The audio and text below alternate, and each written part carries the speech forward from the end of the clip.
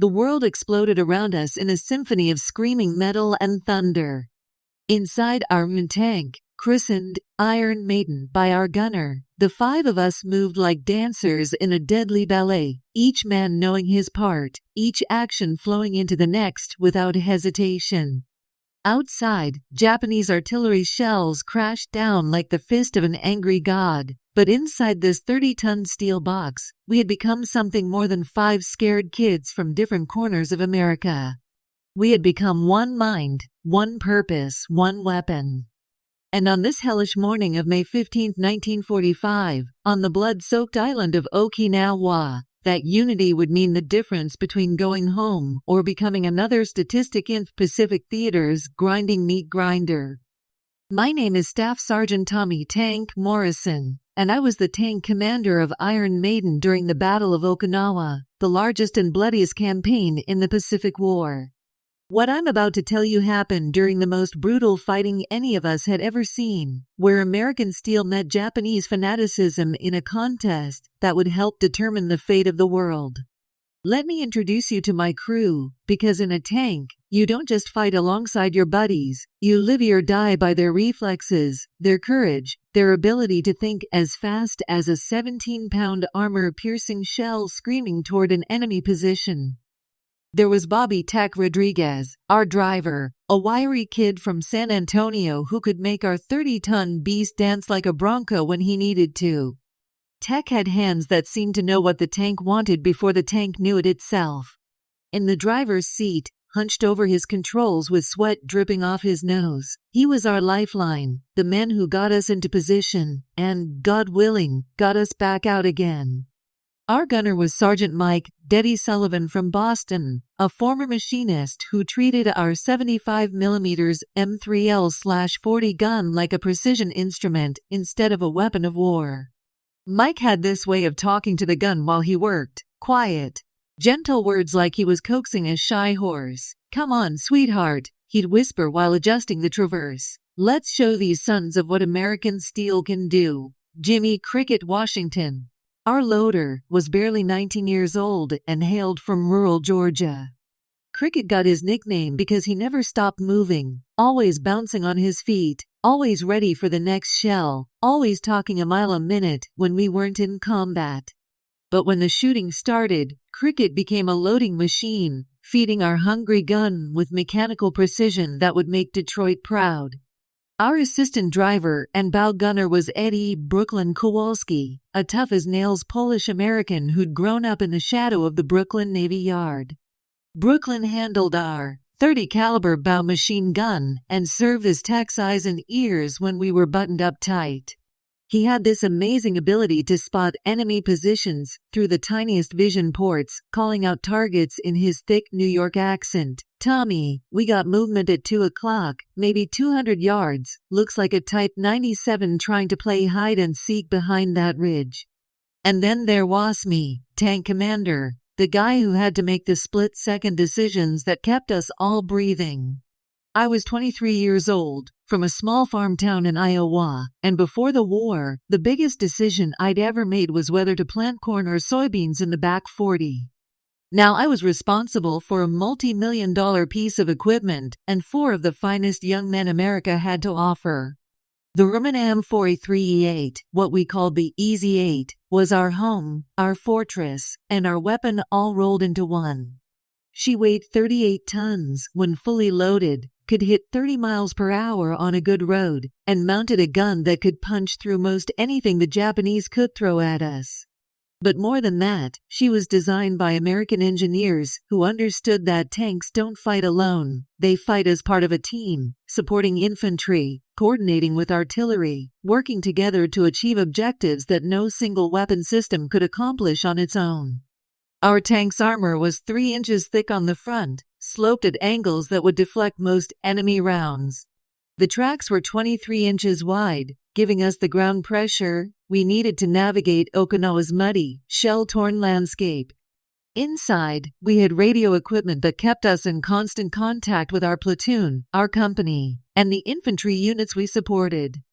Every switch, every lever, Every gauge had been positioned by designers who understood that in combat, a half-second delay in finding the right control could mean death. But the real magic wasn't in the steel and machinery, it was in how 5 very different young men had learned to function as a single organism, each man's actions flowing seamlessly into the next. By May 1945, the war in the Pacific had reached its crescendo. The Japanese Empire, once stretching from the Aleutian Islands to the Solomon Islands, had been systematically rolled back by American industrial might and military innovation. Island after island had fallen: Guadalcanal, Tarawa, Saipan, Guam, Iwo Jima, each victory bringing us closer to the Japanese home islands, each battle more desperate and costly than the last. Okinawa was to be different. Codenamed Operation Iceberg, the assault on this 60-mile-long island was the largest Pacific theater operation of the war. Over 548,000 American troops would eventually participate, supported by more than 1,300 ships of the U.S. Navy.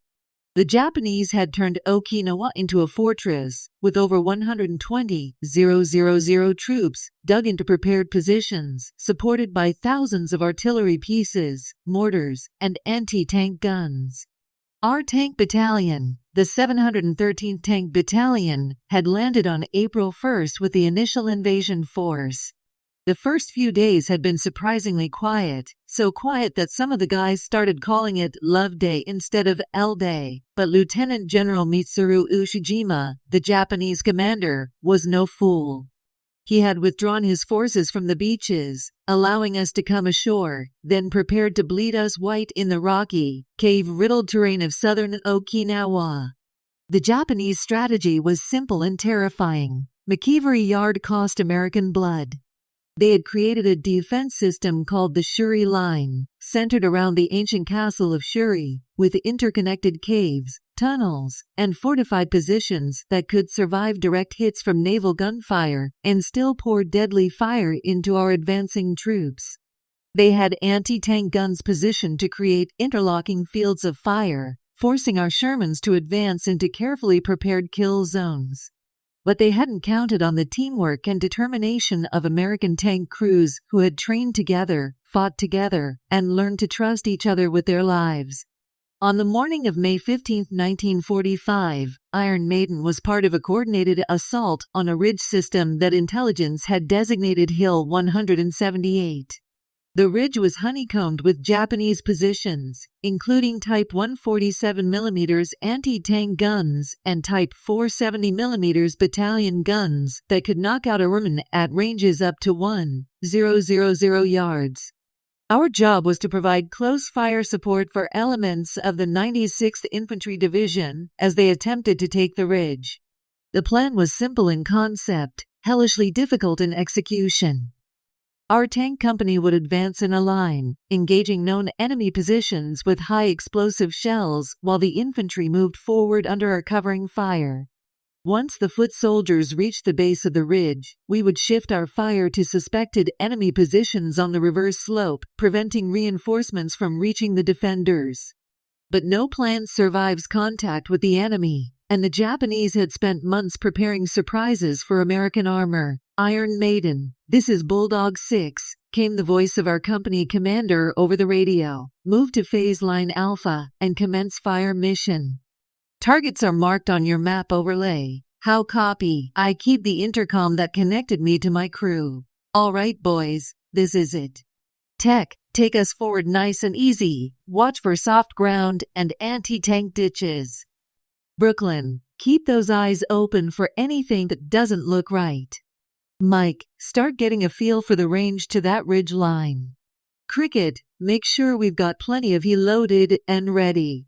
Roger that, Tank, came the chorus of voices, each man settling into his combat rhythm. The Sherman lurched into motion, Tech working the controls with the smooth precision of a concert pianist. Our tracks bit into the coral soil of Okinawa, churning up clouds of white dust that marked our position for any Japanese observer with a pair of binoculars. Through my periscope, I could see the other tanks of our company spread out in a rough line, maintaining proper intervals to prevent a single enemy shell from taking out multiple vehicles. "Tank, this is Brooklyn," came Eddie's voice over the intercom. "I got movement at 11 o'clock, maybe 600 yards. Looks like they're repositioning something heavy behind that tree line." I traversed my commander's cupola to look in the direction Brooklyn had indicated. Through my binoculars, I could make out what appeared to be the barrel of an anti-tank gun being moved into position. The Japanese were setting up an ambush. "Mike, traverse left about 20 degrees.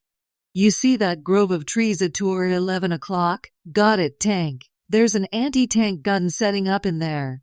Range about 600. Load he and put a couple rounds right into the middle of those trees." The turret whirred as Mike traversed the main gun, the electric motor humming smoothly. Cricket had already loaded a high-explosive round, the mechanical process so automatic that he barely seemed to think about it.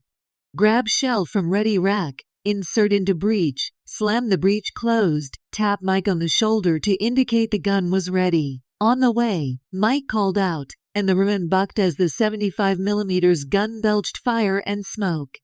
The high-explosive shell arsed across the battlefield and detonated in a spectacular shower of dirt, wood splinters, and smoke exactly where I had directed. "Target," I confirmed. "Hit it again." But before Mike could fire a second round, the world around us exploded into chaos. The first Japanese shell hit about 20 yards to our right, throwing up a geyser of coral dust and debris that rattled against our armor like hail.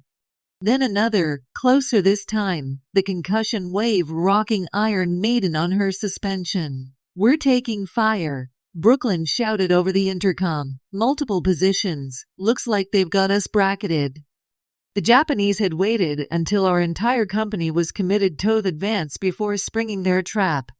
Anti-tank guns that had remained hidden now opened up from concealed positions, their flat trajectory shells screaming across the battlefield with deadly accuracy. In the distance, I could see the heavier Type 470mm guns firing from prepared positions on the ridge, their shells creating fountains of dirt and smoke as they searched for the range to our tanks. "Tech, hard right," I shouted. "Get us moving. We're sitting ducks if we stay put." The woman lurched as Tech threw the transmission into gear and gunned the engine. Our Ford GAA V8 roared to life, all 500 horsepower pushing us forward at maximum speed. Through my vision blocks, I could see tracers zipping past us. The Japanese were walking their fire toward our new position. "Contact front," Mike called out. "Enemy tank at 1 o'clock. Range 800. Through the swirling dust and smoke, I could make out the distinctive low silhouette of a Japanese Type 97 Kaiha medium tank. The Kaiha was an older design, lightly armored, and mounting a 47mm gun that could barely penetrate our frontal armor at long range. But at 800 yards, if that Japanese gunner knew his business, he could still ruin our day. "Traverse right," I commanded. "Mike, you see him?" "I got him, Tank."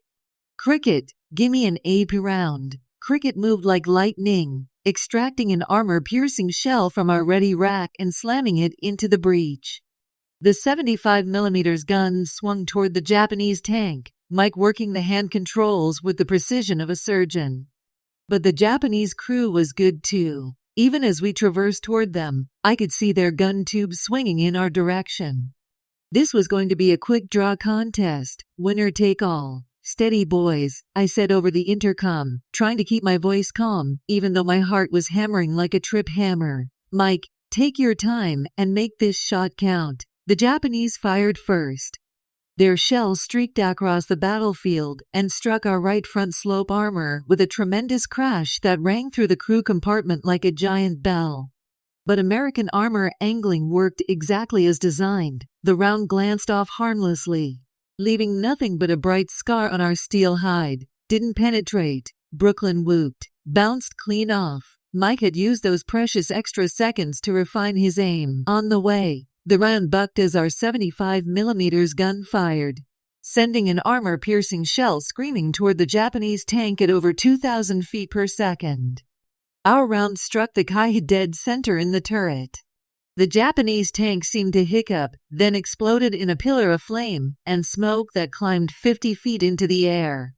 Through my binoculars, I could see pieces of the turret tumbling through the smoke. Target destroyed, I called out. But there was no time to celebrate. Tank, this is Bulldog 6, came our company commander's voice over the radio. We've got infantry in trouble at grid coordinates 145 to 368. They need immediate fire support. How copy? I consulted my map overlay. The coordinates placed the infantry about 400 yards ahead of our current position, pinned down by Japanese machine gun nests that had been dug into the base of the ridge. Roger, Bulldog 6. Iron Maiden is moving to support. Tech, take us forward toward that ridge line. Brooklyn, keep your eyes peeled for anti-tank guns. Mike, switch to he and get ready to knock out some machine gun nests. As we advanced, I could see American infantrymen hugging the ground about 300 yards ahead of us, pinned down by withering fire from Japanese positions. These were guys from the 96th Infantry Division, farm boys from the Midwest, factory workers from the industrial cities, college kids who had volunteered right after Pearl Harbor. They were counting on us to get them out of this mess. The radio crackled with the voice of an infantry forward observer.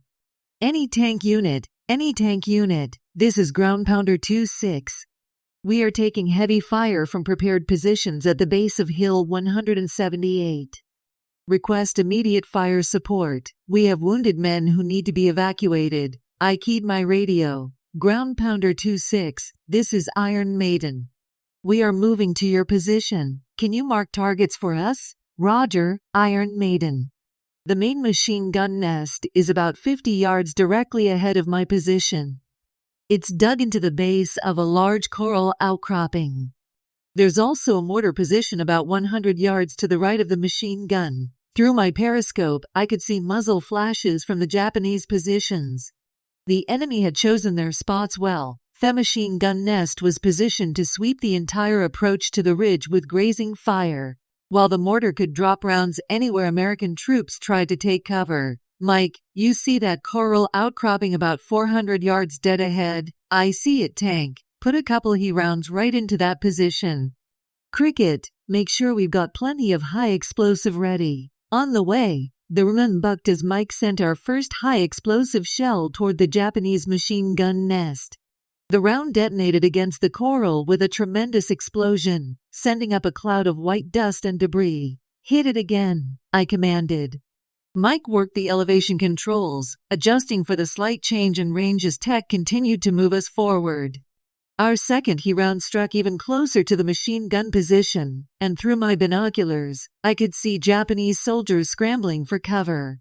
But the enemy wasn't finished with us. As we focused on the machine gun nest, a hidden anti-tank gun opened up from a position we hadn't spotted. The first round struck our left track, and Iron Maiden lurched to a halt as the track came apart in a shower of metal links. We're hit, Tech shouted. Left track is gone. A disabled tank in the middle of a battlefield is nothing but a target, and the Japanese knew it. Within seconds, more anti-tank rounds were screaming toward our position. One struck our turret side, the impact ringing through the crew compartment like a giant bell. Another hit the ground right next to us, showering the tank with coral fragments. But our men crew that had trained together and fought together doesn't panic, even when the situation looks hopeless. Brooklyn, can you spot that anti-tank gun? I think it's at 2 o'clock, Tank. Maybe 300 yards behind that low rise. Mike, traverse right. We may not be able to move, but we can sure as hell still fight. As Mike swung the gun toward the suspected enemy position, Cricket was already loading another He round. Tech, Event thought his driving duties were over for the moment, had grabbed his .45 caliber pistol and was watching our rear through the driver's vision blocks, ready to repel any Japanese infantry that might try to close assault us. The Japanese anti-tank gun fired again, this time scoring a direct hit on our front slope armor. But once again, American engineering and metallurgy proved superior. The round bounced off without penetrating, leaving nothing but another bright scar on our steel hide. Mike, you see any muzzle flash from that position? I think so, Tank. Right behind that little ridge, just like Brooklyn said. put some heat over there and let's see what happens. Our 75mm gun barked again, sending a high explosive shell arcing toward the suspected Japanese position. The round detonated on target, throwing up a huge cloud of dust and debris. For a moment, the enemy fire slackened, but we weren't out of trouble yet. Through my periscope, I could see Japanese infantry moving toward our position, probably intending to attack us with satchel charges or magnetic mines. A disabled tank was a prime target for enemy assault troops. Brooklyn traversed that bow gun toward our 10 o'clock. I see movement down there. Eddie swung the .30 caliber machine gun toward the advancing Japanese troops and opened fire, the rapid chatter of the Browning mixing with the larger explosions all around us. His tracer round stitched across the ground, forcing the enemy soldiers to take cover. Meanwhile, Mike continued to engage suspected enemy positions with our main gun, each round carefully placed to maximum effect.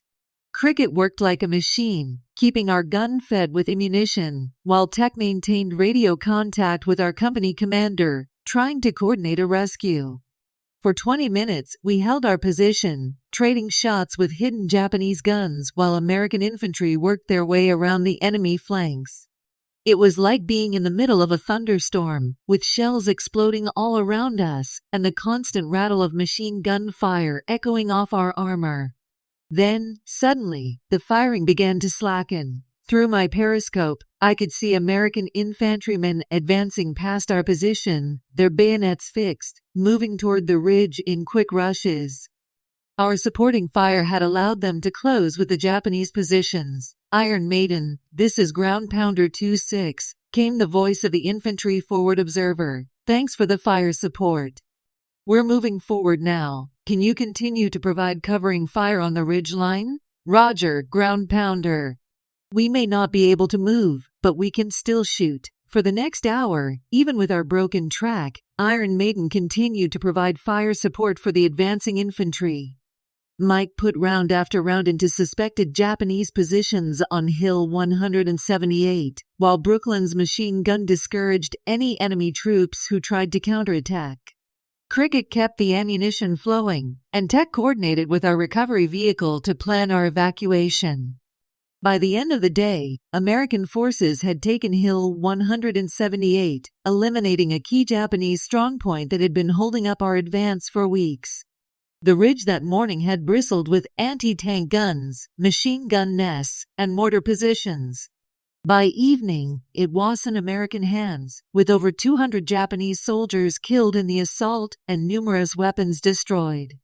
That night, as a tank recovery vehicle towed Iron Maiden back to our maintenance area, I had time to think about what we had accomplished and what it had cost. Our tank had taken multiple hits, but had remained combat effective thanks to superior American armor design and the skill of our crew. More importantly, we had helped break a Japanese defensive position that might have held up the entire advance for days or weeks. But victory always comes at a price, and the price of taking Hill 178 had been measured in American blood. The 96th Infantry Division had lost 37 killed and over 100 wounded in the assault. These were young men who had farms to return to, sweethearts waiting for them, families who would never see them again. The Japanese losses had been far heavier. Over 200 enemy soldiers had died defending the ridge, and dozens of weapons had been destroyed or captured. But each Japanese soldier who died fighting fanatically in a hopeless position was a testament to the ferocity of the resistance we faced as we moved closer to the Japanese home islands. As our crew dismounted from Iron Maiden in the maintenance area, I looked at each of my men. Tech was grinning despite the exhaustion, proud that he had kept us moving even when the track was shot away.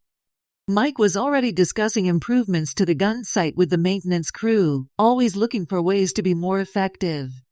Cricket was carefully inventorying our remaining ammunition, making sure we would be ready for the next fight.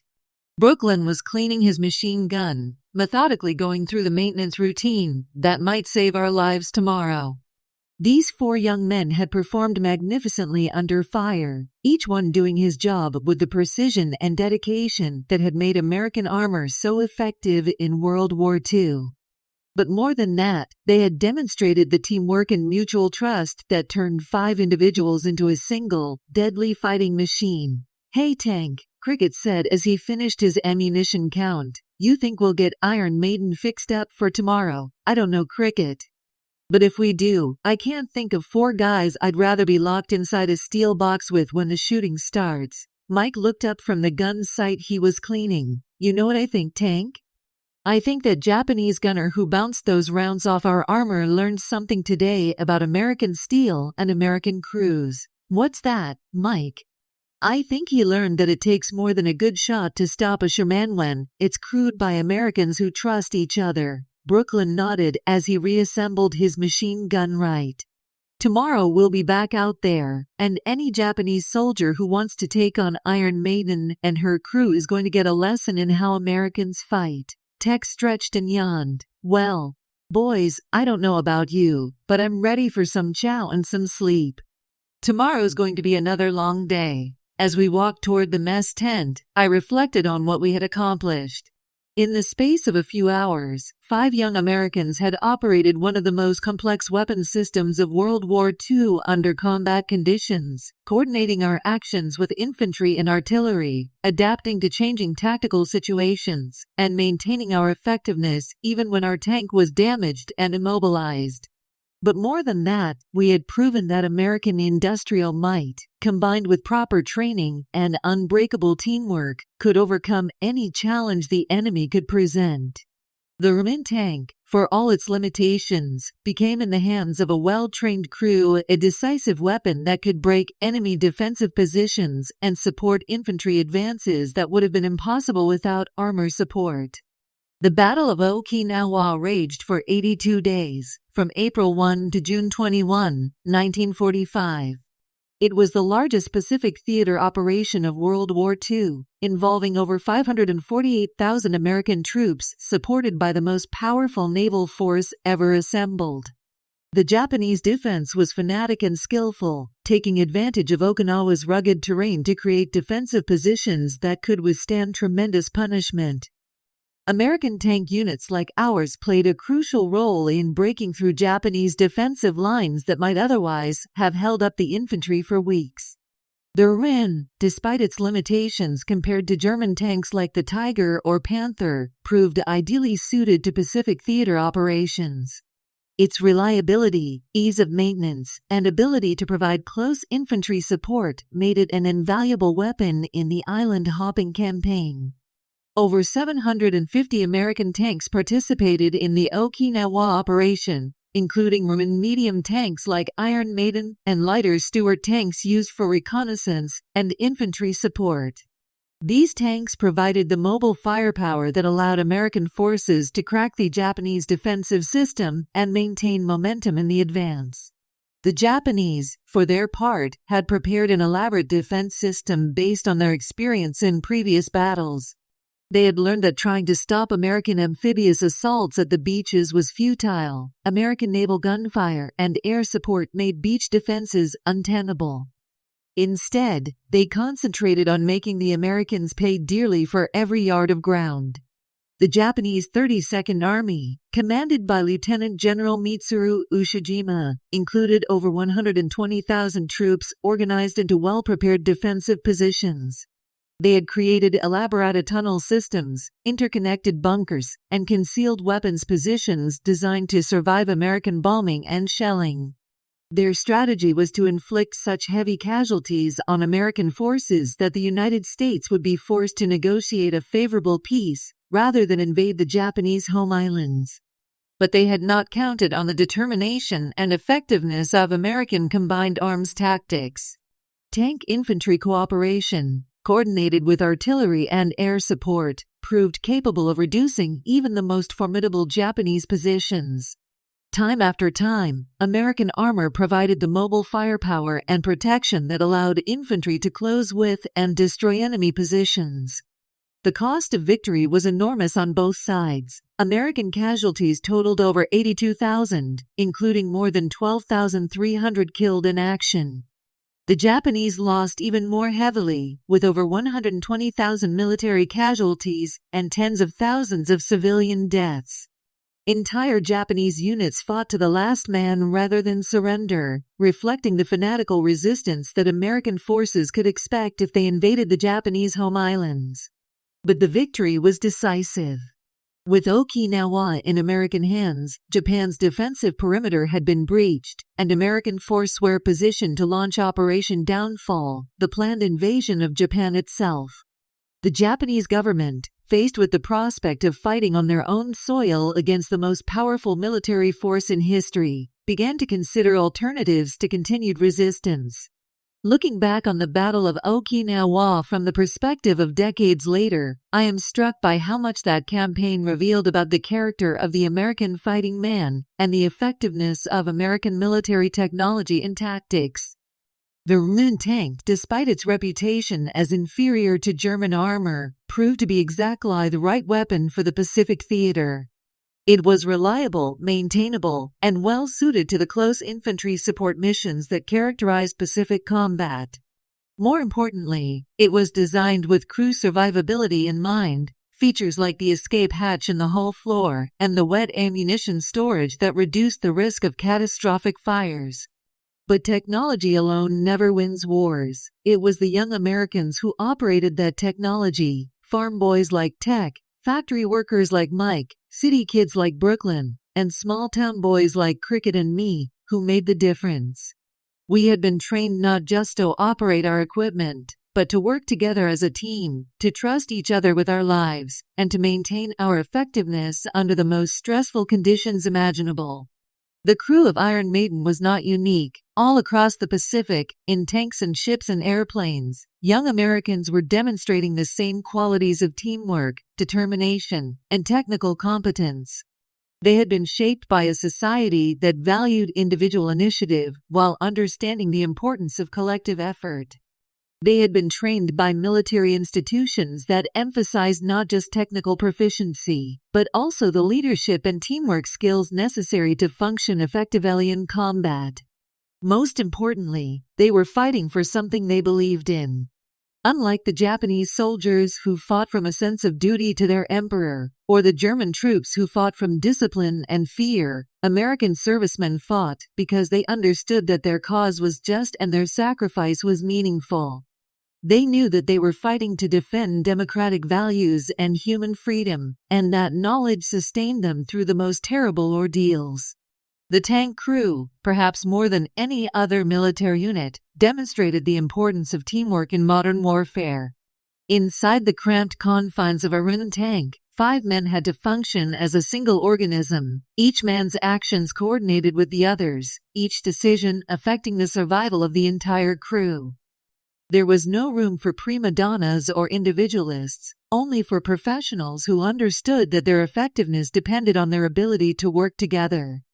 That teamwork was built through months of training, beginning with basic military training that taught young Americans to function as part of a unit, continuing through specialized armor training that taught the technical skills needed to operate a complex weapons system, and culminating in unit training that welded individual crews into effective fighting teams. But the real test came in combat, where split-second decisions and flawless coordination could mean the difference between life and death. It was in battles like the assault on Hill 178 that American crews proved their worth, demonstrating that properly trained and motivated Americans could master any military technology and defeat any enemy. The Battle of Okinawa ended on June 21, 1945, with the death of Lieutenant General Ushijima and the collapse of organized Japanese resistance. American forces had gained a crucial stepping stone for the planned invasion of Japan, but at a cost that shocked even hardened military commanders. For tank crews like ours, the statistics were sobering. Of the 750 American tanks that participated in the Okinawa operation, over 200 were destroyed or damaged by Japanese anti-tank weapons. Many crews were killed or wounded, and replacement personnel had to be rushed from the United States to bring units back to full strength. Iron Maiden survived the battle, though she bore the scars of multiple hits from Japanese anti-tank guns. Her crew, Tech, Mike, Cricket, Brooklyn, and I all came through without serious injury, though we carried psychological wounds that would take years to heal. We had seen too much death, experienced too much terror, and been forced to make too many life and death decisions for young men barely out of their teens. But we had also proven something important about American character and American values. We had shown that free men, properly trained and motivated, could master the most complex military technology and defeat enemies who had been preparing for war for decades. We had demonstrated that democratic societies, far from being weak and divided, could produce fighting men as determined and effective as any in history. The crew of Iron Maiden was just one small part of the vast American war machine that ultimately brought World War II to an end. But our story illustrates the human dimension of that victory, the young Americans who left their homes and families to fight in distant lands, who mastered new technologies and tactics, who learned to work together as teams, and who paid the ultimate price to preserve freedom for future generations. In the decades since the war, military technology has advanced beyond anything we could have imagined in 1945. Modern tanks are faster, more heavily armored, and armed with weapons that could destroy a room from miles away. Computer systems coordinate their actions with precision that would seem magical to a World War II tank crew. But some things never change. Modern tank crews still must function as teams, still must trust each other with their lives, still must maintain their effectiveness under the most stressful conditions imaginable. The technology evolves, but the human requirements remain constant: courage, competence, teamwork, and dedication to something larger than oneself. The young Americans who crewed tanks in World War II understood those requirements instinctively. They had been raised in a society that valued both individual achievement and collective responsibility. They had been trained by institutions that emphasized not just technical skill, but also the leadership and character development necessary to function effectively in combat. Most importantly, they knew why they were fighting. They understood that they were defending not just their own freedom, but the freedom of people around the world. That knowledge gave them the strength to endure hardships that would have broken men fighting for lesser causes. The war ended on September 2, 1945, with the formal surrender of Japan aboard the battleship Missouri in Tokyo Bay. For the crew of Iron Maiden, the war was over, but the memories would last a lifetime. Tech returned to San Antonio, where he used Hiskey Bill benefits to attend college and eventually became a successful automotive engineer. He never lost his love of machines, but he also never forgot the importance of the human element in making those machines effective. Mike went back to Boston, where he returned to his job as a machinist, eventually starting his own precision manufacturing company. He credited his wartime experience with teaching him the importance of teamwork and attention to detail. Cricket completed his education in Georgia, became a teacher, and spent his career passing on to young people the values he had learned in the Army: teamwork, dedication, and service to something larger than oneself. Brooklyn returned to New York, where he became a police officer and eventually rose to the rank of detective. He said that his military service had taught him the importance of watching out for his partners and never giving up when the situation looked hopeless. And me? I went back to Iowa, took over the family farm, and raised a family of my own. But I never forgot the lessons I learned as the commander of Iron Maiden, that Americans can accomplish anything when they work together, that freedom is worth fighting for, and that the price of liberty is eternal vigilance. The ruined tank that carried us through the Battle of Okinawa was eventually scrapped, her steel recycled into the civilian economy that would make America the most prosperous nation in history.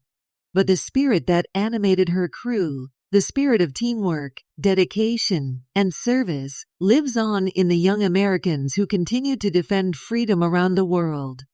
Today, when I see a modern tank or talk to young soldiers about their service, I am reminded of the continuity of American military values. The technology has changed dramatically, but the human qualities that make American forces effective remain the same. Today's tank crews, like the crew of Iron Maiden, must learn to work together as teams, to trust each other with their lives, and to maintain their effectiveness under the most challenging conditions. They are the inheritors of a proud tradition that stretches back through generations of American warriors who understood that freedom is not free, that democracy must be defended, and that the price of liberty is the willingness of good men and women to stand up to tyranny wherever it raises its head.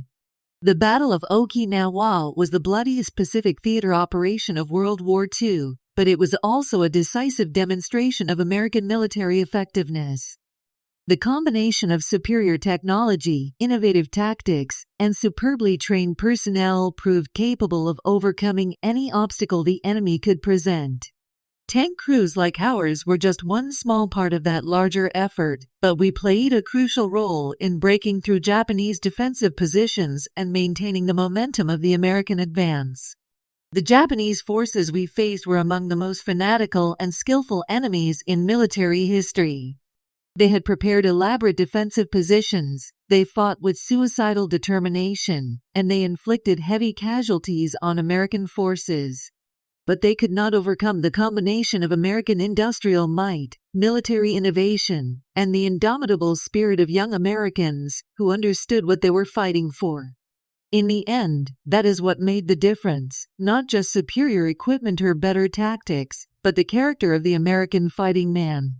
Inside the steel hull of a German tank, 5 young men from different parts of America learned to function as a single weapon, each man's actions coordinated with the others, each decision made with the welfare of the entire crew in mind. We were not heroes in the Hollywood sense, we were just ordinary Americans doing an extraordinary job under impossible conditions. But perhaps that is what real heroism looks like, not dramatic gestures or superhuman feats, but simply doing your duty, taking care of your buddies, and never giving up when the cause is just. The steel brotherhood forged in the crucible of combat lasted far longer than the war itself. Decades later, when we gathered for reunions, we would look at each other and remember not just the battles we had fought, but the bond we had forged in the crew compartment of Iron Maiden. We had been tested under the most extreme conditions imaginable, and we had not been found wanting. That bond, multiplied by millions of American servicemen and women, was what ultimately won World War II. It was the willingness of free people to work together, to sacrifice for each other, and to never surrender in the face of tyranny. It was the understanding that some things are worth fighting for, that freedom is worth dying for, and that the price of liberty is eternal vigilance. Today, as I watch the news and see American forces serving around the world, I am reminded that the struggle for freedom never really ends. Each generation must be prepared to defend the values that make civilization possible: democracy, human rights, the rule of law, and the dignity of the individual. The young Americans who crew modern tanks carry on the tradition that we established in World War II. They understand that they are not just operators of military equipment, but guardians of American values and defenders of human freedom. They know that their effectiveness depends not just on their individual skills, but on their ability to work together as teams, to trust each other with their lives, and to maintain their dedication to the mission even under the most challenging conditions. The tank may have evolved from the German to the Abrams, but the human qualities that make it effective remain unchanged.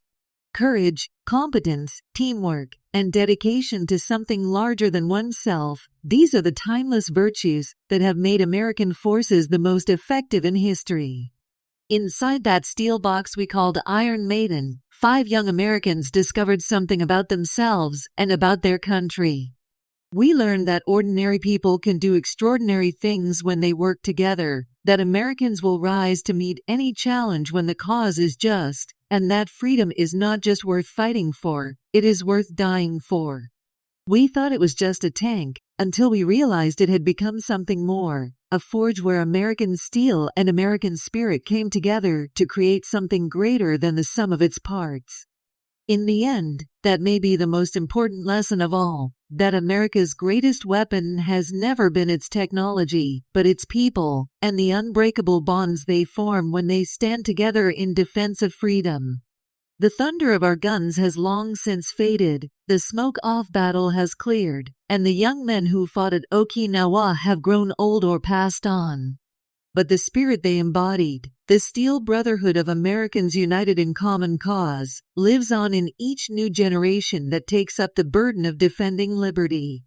That is their legacy, and it is a legacy that will endure as long as Americans are willing to stand up for what is right, to work together when the mission demands it, and to remember that freedom is not free, it is purchased with the courage, sacrifice, and unbreakable teamwork of ordinary Americans, doing extraordinary things.